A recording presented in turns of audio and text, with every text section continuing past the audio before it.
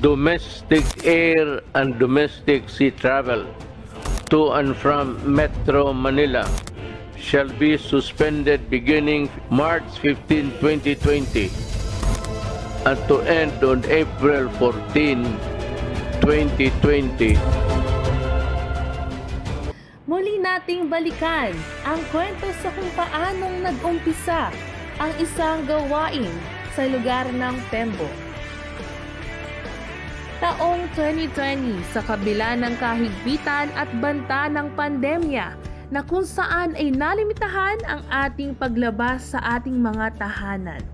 Maging mga simbahan at gawain ng Diyos ay nagsipagsara bunsod ng pag-lockdown. Isinilang ang iglesia ng JCPSMI, Tembo.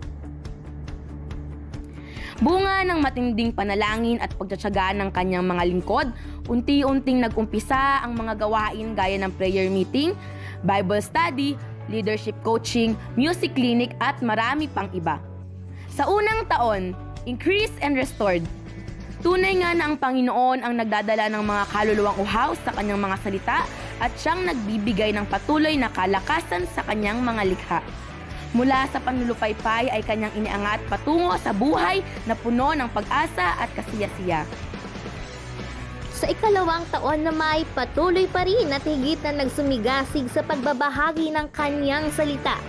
Hindi nalimitahan ang kakayahan ng Diyos at inugon ang deklarasyon na multiply.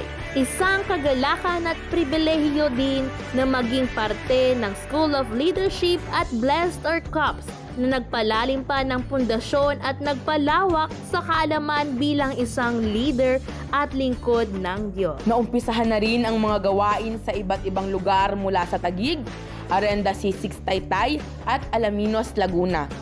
Mabuti ang Diyos at tapat sa kanyang mga salita na patuloy at pinangahawakan ng kanyang mga anak. Ikatlong taon mula sa temang Elevate ay higit na iniangat pa ng Diyos ang buhay ng bawat isa. Karanasang bawat miyembro, manggagawa at bawat pamilya ay patuloy na pinapatunayang kapag naglilingkod ka sa Kanya ay hindi niya iiwan ni pababayaan man. Tunay na patotoo sa pamilya ng kanyang tapat na lingkod. Hanggang sa huling hiningay, ibinigay pa rin sa Diyos ang lahat. Isang Kristiyanong modelo sa isip, salita at gawa. Kaya saludo ang lahat. At sa ating ika-4 na taon, relentless ang sigaw ng bawat puso. Handa at nasasabik sa mga nais pa ipagawa at pinapalakarang layunin ng ating Panginoon. Hindi mapipigilan at hindi sumusuko. Ayan ang tatak ng mga mananampalatayang hindi nagpapatinag sa anumang pagsubok at hamon ng buhay. Ayan ang tatak ng mga anak ng Diyos na nagpapatuloy at kakapit lamang sa Kanya. Ayan ang tatak ng JCPSMI para sa 4, mananatiling tapat, bunga ng biyayang sobra pa sa siguradong sapat, at pagpapalang lapat. Happy and blessed 4th year anniversary! JCPSMI Taguig!